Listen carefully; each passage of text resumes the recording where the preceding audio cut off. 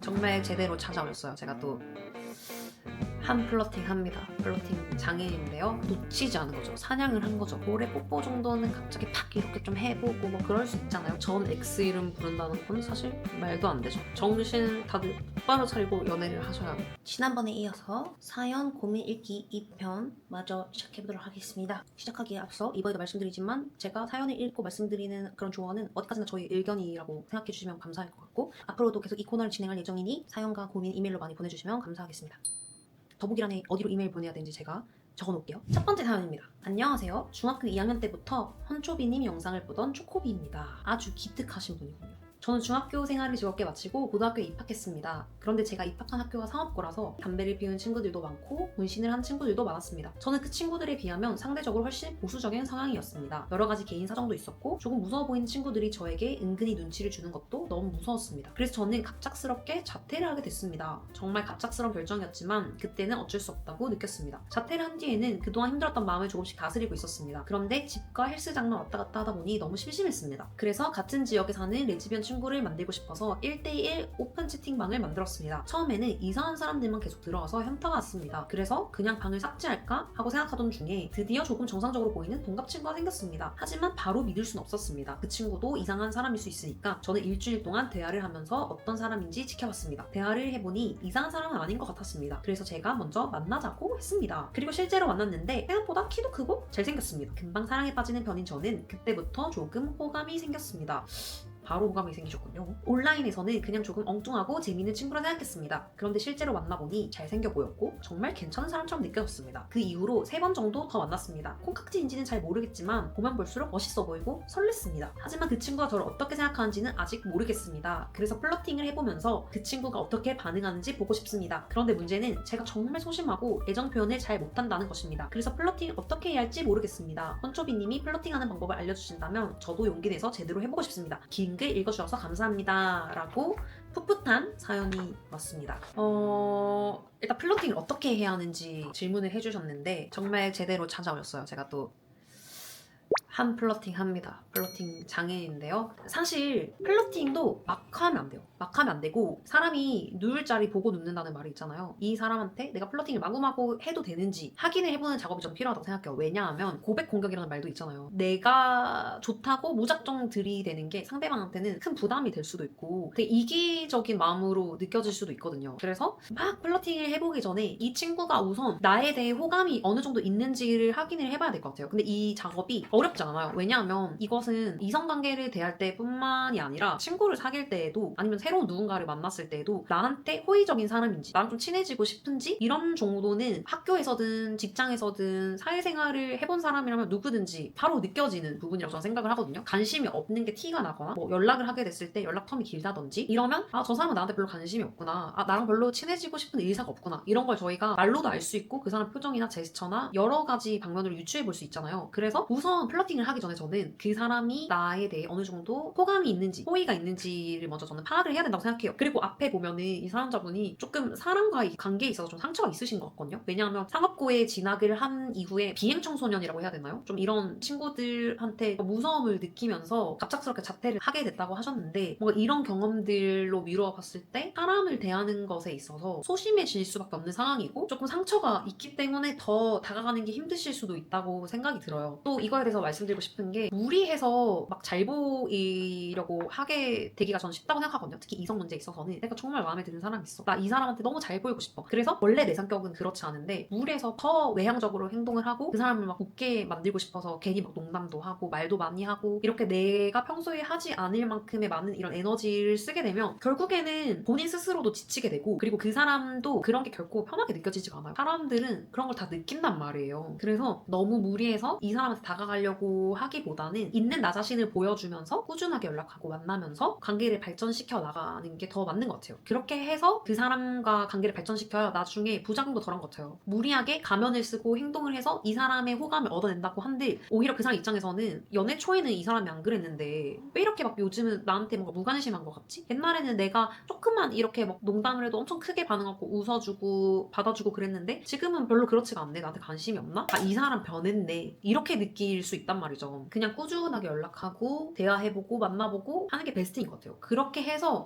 이 사람도 나한테 호감이 있다라고 확신이 드는 순간 그때부터 이제 플러팅을 적극적으로 시작을 해야 되는 거죠. 저 같은 경우에는 김원재가 말로는 저한테 별로 관심이 없었다. 나는 그냥 너가 베이비 레즈비언으로서 고민이 많아 보여서 선배 레즈비언으로서 고민 상담을 해주기 위해 너 얘기를 들어주기 위해 너와 만난 것이다. 연락을 한 것이다 라고 주장을 했지만 그럼에도 불구하고 은근히 저 사람이 나한테 호감이 있고 나랑 계속 연락을 하고 싶어하는 게 전 느껴졌기 때문에 놓치지 않은 거죠. 사냥을 한 거죠. 그래서 일단 저 사람이 나한테 관심이 있다는 확신을 조금 얻어야 될 것 같아요. 그러고 나서 플러팅을 어떻게 하느냐? 플러팅 사실 별거 없어요. 저는 밀당 진짜 안 좋아하거든요. 지금 세상에 경쟁자가 얼마나 많아요. 레즈비언? 박추현도 레즈비언이고 김원재도 레즈비언이고 레즈비언 세상에 너무너무너무 많아요. 레즈비언 정말 많고 당신이 마음에 든다고 하는 그 사람 좋아하는 사람 또 있을 수 있어. 지금 그 사람 근처에 다른 사람도 그 사람을 좋아할 수 있어요. 그래서 저는 밀당하면서 괜히 막 연락 틈도 막 길게 해보고 관심 있는 척 다 했다가 갑자기 그렇게 관심이 없나? 뾰루퉁하게 굴고 이런 거 정말 부질없다고 생각을 하고 무조건 직진하세요. 무조건 직진하고 표현 많이 하시면 됩니다. 전화해서 보고 싶다고 하고 막 이모티콘도 하트 같은 거 막 붙이고 계속해서 관심을 그냥 표현하는 것? 그런 게 플러팅이라고 생각해요. 그 사람이 어떻게 이제 막 반응하는지 지켜보면서 괜찮으면 손도 잡아보고 모래 뽀뽀 정도는 갑자기 팍 이렇게 좀 해보고 뭐 그럴 수 있잖아요. 물론 그 사람이 약간 거리를 두고 싶어 하는데 나 혼자 갑자기 막 감정이 불타올라서 뽀뽀하고 스킨십하고 이건 정말 잘못된 거예요, 여러분. 그렇게 하시면 안 돼요. 그래서 제가 드리고 싶은 말씀은 꾸준히 연락하고 대화하고 만나보면서 이 사람이 나에 대해서 어떻게 생각하는지 간을 보세요. 간을 보시고 나서 그냥 무조건 직진하세요. 괜찮은 것 같으면 스킨십도 해보고 그러면 어느 순간 당신의 것이 되어 있을 겁니다. 도움이 되셨길 바라며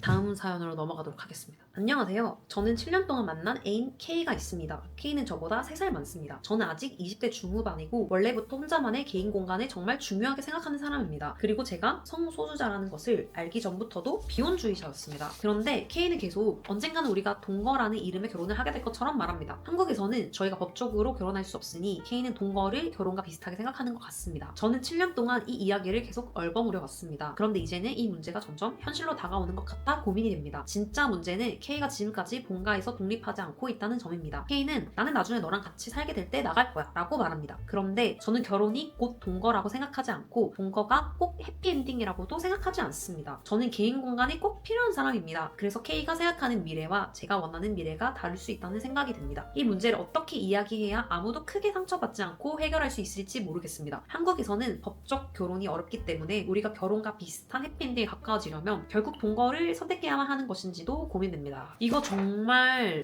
오래 사귀다 보면 겪게 되는 현실적인 문제인 것 같아요. 헌재랑도 저랑 이제 얘기를 해본 적이 있는데 벌써 저희는 연애를 시작해서 지금까지 4년 정도 교제를 이어나가고 있고 그리고 사귄 지 한 5일 정도 지났을 때부터 바로 동거를 시작했거든요. 그래서 저희는 이미 진작에 연애 초에 동거를 하면서 생길 수 있는 문제들을 다 겪어봤어요. 많이 싸워봤고 생활하는 방식에 있어서 어떤 스타일인지 서로 이제 너무 잘 알고 너무너무 이제 많이 맞춰진 상태인데 근데 이제 사실 저희는 좀 특별한 케이스고 보통은 연애를 좀 길게 하다가 동거를 하게 되잖아요. 그러면 이제 뒤늦게 내가 데이트하면서 만나던 이 사람 모습과 같이 살면서 생활하는 방식에서의 이 사람 모습이 되게 다를 수 있어서 동거를 하면 헤어지는 커플이 정말 많더라고요. 저희 주변에도 알고 지내던 커플이 동거를 시작하고 나서 뭐 헤어지게 된 케이스도 있었고 진짜 동거가 쉽지 않다 이런 얘기를 헌재랑 저도 많이 했었거든요. 근데 이제 사연자님도 말씀하시는 걸 보면 동거가 꼭 해피엔딩이라고 생각하지 않는다고 하셨어요. 근데 저는 이 말에 사실 동의를 해요. 동거를 해서 헤어지는 경우도 너무 많고 동거를 했을 때 비로소 보이는 모습들이 있거든요. 상대방한테 보이지 않았던 그런 모습들이 동거를 했을 때 비로소 보이는 거죠. 동거가 꼭 해피엔딩이라고 저도 생각하지 않습니다. 물론 올해 헌재랑 저는 동거를 했지만 더 이제 중요한 문제는 이 사연자분은 애초에 동거를 원하시지 않는 것 같아요. 그리고 혼자 지내시는 거에 대해서 굉장히 만족을 하고 계신 것 같은데 상대방은 동거를 굉장히 하고 싶어 하시는 것 같아요. 왜냐면은 우리나라에서는 사실 레즈비언으로서 할 수 있는 최선이 동거를 하면서 사실혼 부부처럼 지내는 게 최선의 부부의 모습이라고 저는 생각을 하거든요. 근데 이것도 저는 어떻게 보면 고정관념인 것 같아요. 당연히 저희가 생각했을 때 사회적으로 결혼을 한 부부라고 하면 같이 한 지붕에서 살면서 아기를 낳고 그렇게 살아가는 모습이 당연히 우리가 생각하는 부부의 모습이기 때문에 그래서 최소한 동거라도 해서 사실혼 부부처럼 지내보자 이런 개념인 것 같은데 사람과의 관계가 저는 어떠한 고정관념이나 틀로 정할 수 없다고 생각하거든요. 사랑이라고 하는 것도 되게 다양한 방식이 있다고 저는 생각을 해요. 헌재랑 저와의 관계성에 있어서 있어서의 사랑과 다른 커플들이 가지고 있는 그들만의 사랑, 연애 이런 가치관과 방식은 되게 다른 거라고 생각하거든요. 그래서 꼭 동거를 해야만 이게 우리 사랑의 결실이다 라고는 생각을 안 했으면 좋겠어요. 사실 이거는 너무너무 가치관의 차이이고 당사자들 간의 사랑의 방식과 가치관이기 때문에 결국에는 저는 사연자분과 사연자분의 여자친구분이랑 많이 대화를 해봐야 된다고 생각을 해요. 그래서 이거는 상처를 받지 않고 해결을 할 수 있는 방법을 찾아야겠다라고 생각하기보다는 상처를 받든 안 받든 부딪혀야 할 문제라고 생각해요. 레즈비언이라서 이렇게 부딪히는 게 아니라 저희가 레즈비언이 아니더라도 예를 들어 그냥 이성애자 커플이에요. 나는 아기를 꼭 가지고 싶은 사람이야. 근데 상대방은 아기를 가지고 싶지 않은 사람이야. 이거는 사랑이 승리해서 맞춰질 수 있는 부분이야 라고 생각할 수도 있지만 사실 그거는 누군가 한 명이 자신이 생각하는 이상적인 가족의 형태를 완전히 포기하는 거잖아요. 자기 어떻게 보면 인생의 꿈 중에 하나를 완전히 포기를 하는 거라서 한 명이 결국에는 상처받을 수밖에 없는 관계라고 생각을 해요. 뭐랄까 가치관의 차이라서 오래 연애를 하고 그 사람과 관계를 깊게 쌓아가도 맞춰지는 부분이 아닌 거잖아요. 그래서 저는 마치 결혼을 전제로 한 연애 그리고 나아가서는 가정을 꾸리고 임신을 하냐 마느냐의 그러한 문제랑 되게 비슷한 부분이라고 저는 생각을 해요. 그래서 결론을 말씀드리면 결국에는 동거를 하는 것이 이상적인 대한민국의 레즈비언의 결론이라고 생각하는 것도 결국에는 고정관념이고 틀이다. 그래서 당사자 간의 대화를 통해서 결론을 도출을 해내야 하는 부분이다. 상대방이 상처받을 거를 걱정하지 말고 무조건 얘기를 해봐야 된다고 생각을 해요. 그래서 한번 잘 얘기를 해보시고 좋은 결과 나왔으면 좋겠습니다. 세 번째 사연입니다. 헌초빈이 안녕하세요. 유튜브 영상을 간간히 챙겨보던 대학생 초코비입니다. 저에게는 오래전부터 이어진 연애 고민이 있습니다. 저는 현재 같은 학과 같은 학년에 있는 언니를 좋아하고 있습니다. 처음에는 가볍게 시작한 마음이었습니다. 졸업할 때까지 계속 좋아하고 있으면 그때 고백하면 되지. 이 정도로 생각했습니다. 그런데 시간이 지날수록 감정이 점점 커졌습니다. 이제 저는 4학년이고 졸업이 얼마 남지 않았습니다. 그래서 이 마음을 어떻게 해야 할지 고민하고 있습니다. 저와 언니는 3년 넘게 많은 시간을 함께 보냈습니다. 이미 많이 친해졌고 기숙사 룸메이트도 3번이나 같이 했습니다. 대학에서 알고 지내는 사람들도 거의 겹칩니다. 그래서 더 쉽게 말할 수 없었습니다. 저는 오픈한 상태라서 친구들도 언니도 제가 여자를 좋아한다는 것을 알고 있습니다. 하지만 언니에게 직접 마음을 고백하는 것은 완전히 다른 문제였습니다. 고백했다가 거절당하면 언니와 어색해질까봐 걱정됐습니다. 게다가 주변 친구들과의 관계까지 불편해질까봐 더 조심스러웠습니다. 언니와 지향성에 대해 가볍게 이야기한 적도 있습니다. 언니는 여자를 좋아하는 것에 대해 열어두고 있다는 식으로 말했습니다. 하지만 실제로 여자를 좋아해본 적은 없다고 했습니다. 제 느낌에는 사람 일이 어떻게 될지 모르니 가능성은 열어두겠다는 정도의 말처럼 들렸습니다. 그리고 언니는 원래 연애를 크게 우선순위에 두는 사람도 아닙니다. 친구들에게 상담했을 때는 모두 비슷하게 말했습니다. 그건 어려울 것 같다. 빨리 포기하는 게 좋겠다. 저도 머리로는 그 말이 맞을 수 있다고 생각합니다. 하지만 학기 중에는 생활 반경이 너무 많이 겹쳤고 함께하는 시간이 계속 쌓였습니다. 그래서 마음이 쉽게 정리되지 않았습니다. 이제 졸업이 다가오고 있습니다. 말 한 번 못 꺼내고 대학 생활을 끝내면 너무 후회할 것 같습니다. 하지만 막상 졸업할 때 마음을 전하자니 잘 될 가능성은 낮아 보입니다. 괜히 언니에게 부담만 주는 것은 아닐까 걱정됩니다. 조금 더 함께 있고 싶다는 제 욕심 때문에 지금까지의 관계가 한순간에 어색해질까봐 두렵습니다. 헌초비 언니들이라면 이런 상황에서 어떻게 하셨을까요? 제 마음을 어떻게 다루고 어떻게 행동하는 것이 모두에게 가장 좋은 선택일지 조언을 듣고 싶습니다. 긴 글 읽어주셔서 정말 감사합니다. 헌초비 언니들의 연애도 유튜브도 오래오래 잘 되기를 바랍니다. 감사합니다. 성소수자로서 되게 이런 경우가 많이 있을 것 같아요. 오랜 세월 몇 년 동안 같이 지내면서 나는 계속 마음이 커지는데 상대방은 나에 대해서 이성적인 감정이 없는 것처럼 느껴지는 그런 상황? 근데 저는 사실 그런 관계가 어떻게 보면은 이건 되게 상처로 들릴 수도 있지만 오래 지속하기 쉬운 관계는 아니라고 생각을 해요. 왜냐하면 사람과 사람을 만나면 어쨌든 대등한 관계로서 이렇게 관계를 이어나가게 되는 거잖아요. 그게 꼭 이성적인 감정이 아니더라도 친구 간의 관계여도 이게 대등하게 계속 이어나가야 되는데 한 사람이 계속 좋아하는 마음을 가지고 있고 근데 한 사람은 나에 대해서 이성적인 감정이 없는 것 같아. 갑과 을이라고 하면 조금 이상할 수도 있지만 항상 애가 끌고 그 사람에게 감정을 쏟고 에너지를 쏟고 고민하게 되는 사람은 좋아하는 사람일 수밖에 없거든요. 근데 그 감정을 계속 숨기고 이 관계를 지속한다고 해도 물론 그러면은 계속 이어나갈 수는 있지만 친분이 기존에 있기 때문에 저는 이게 언젠가 터질 문제라고 생각을 해요. 10년 동안 예를 들어 짝사랑을 한다고 가정해 볼게요. 그럼 나는 10년 동안 항상 이성적인 감정이 이 사람에게 향하고 있기 때문에 다른 사람이 나를 좋아하게 되거나 다른 사람 만날 수 있는 기회가 생겨도 그 사람을 밀어낼 수밖에 없단 말이에요. 왜냐면 내 머릿속에는 이 사람밖에 없기 때문에 나는 이 사람에게만